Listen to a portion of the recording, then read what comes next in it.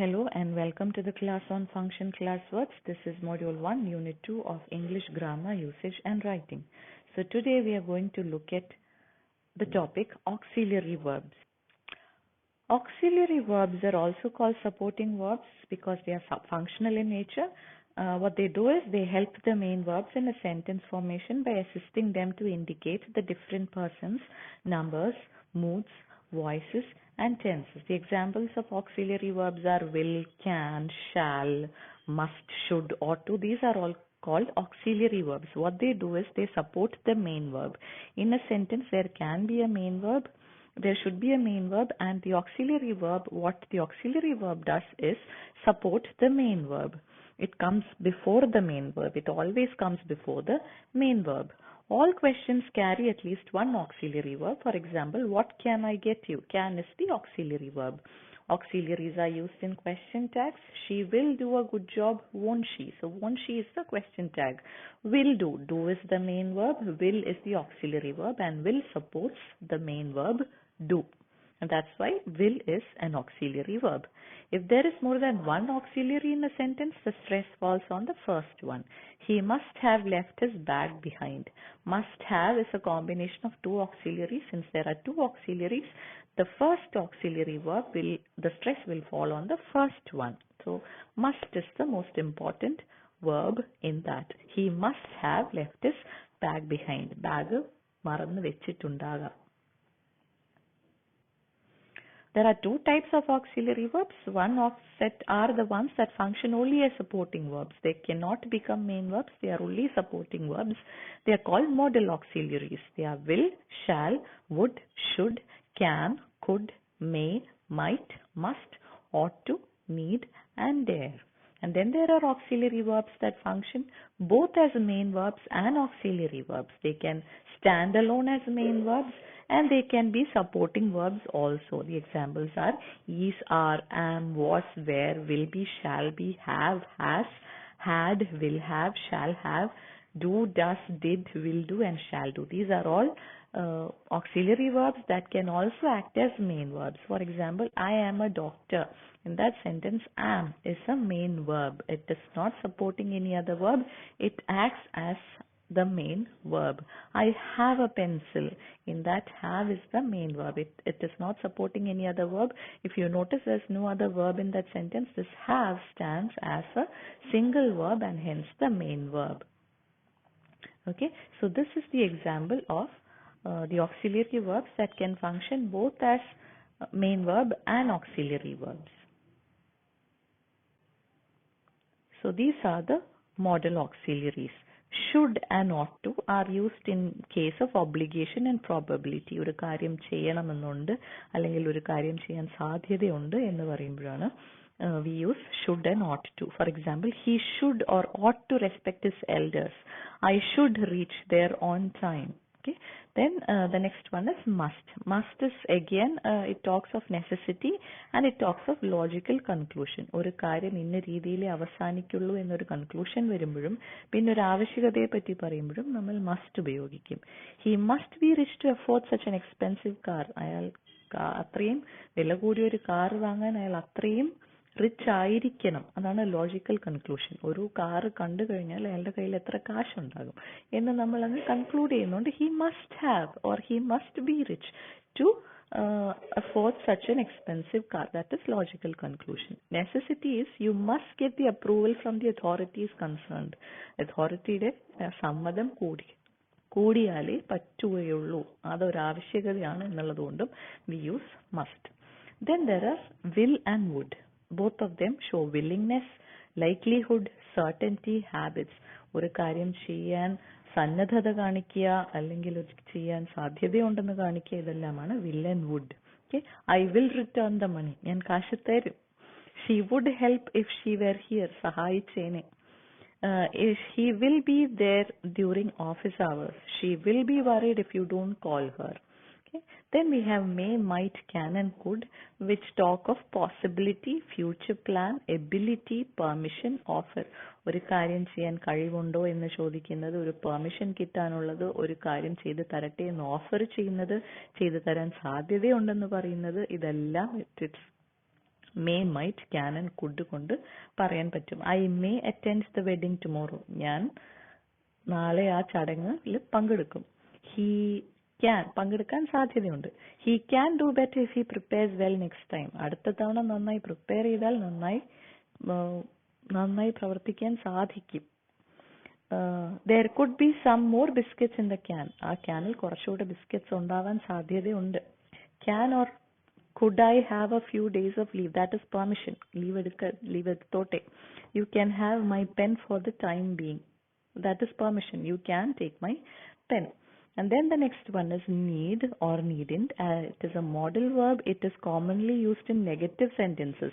It indicates something unnecessary. ഒരു ആവശ്യമില്ലാത്ത കാര്യം പറയാൻ, അതായത് unnecessary ആയ ഒരു കാര്യം പറയാനാണ് need. You needn't bring the book tomorrow. You don't have to bring your book tomorrow. I need to return the book tomorrow. നാളെ ബുക്ക് കൊണ്ടുവരണം. ഓക്കെ, തിരിച്ചു കൊടുക്കണം. സോ ഇത് പറയാനാണ് need ഉപയോഗിക്കുന്നത്. There are two modals that serve as main verbs as well. They are dare and need. So they can also be main verbs. Verbs used after modals are always in their original form. I will write. I will wrote എഴുതത്തില്ല. I will written എന്ന് പറയത്തില്ല. I will write. They can go.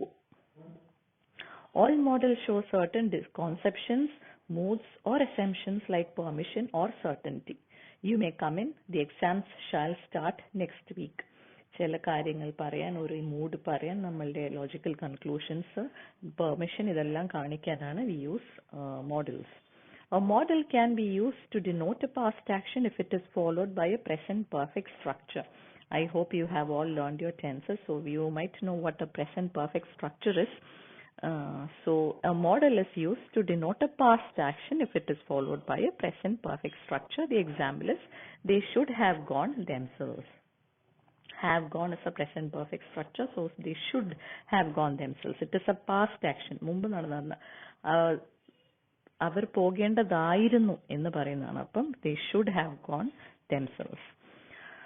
The past tense of shall, will, can and may are used as should, would, could and might in indirect narration. So when you learn reported speech later, you will understand more about this. He say, I may be on leave tomorrow. He said that he might be on leave the next day. We will talk about this later when we talk about reported speech, when we discuss reported speech.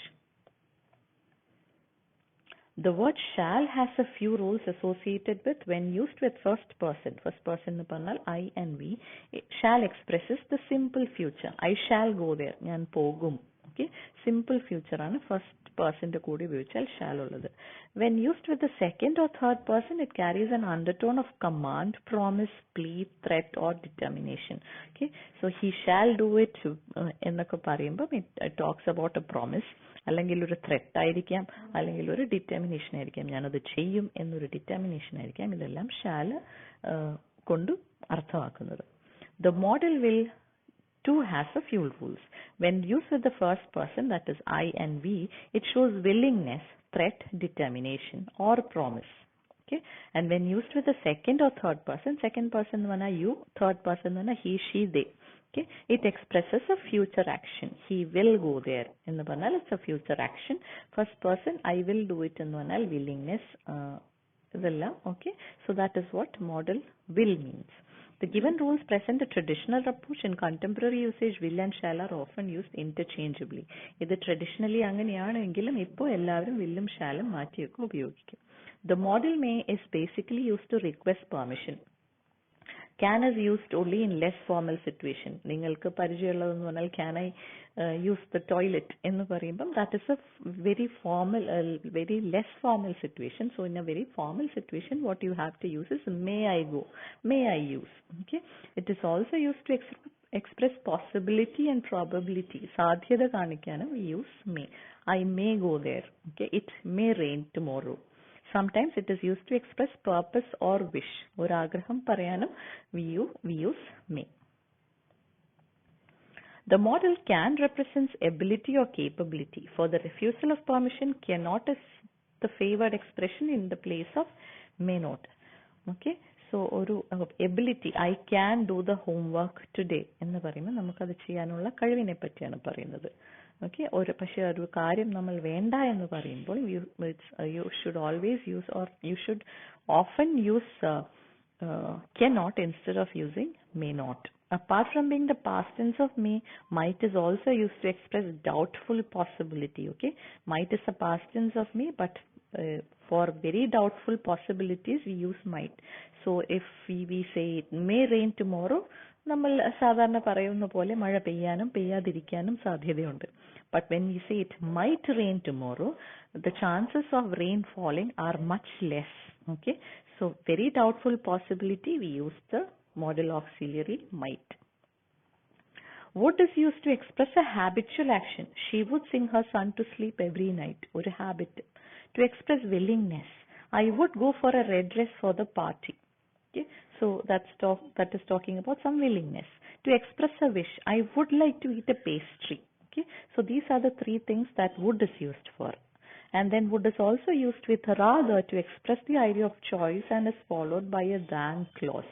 I would rather walk than ride a horse. That is a very important construction. You have to remember, when a rather is used with would, it is always about a choice and it should be followed by a than clause. It should be followed by a clause that begins with than. I would rather drink tea than coffee. I would rather write than read. Okay, I would rather walk than ride a horse.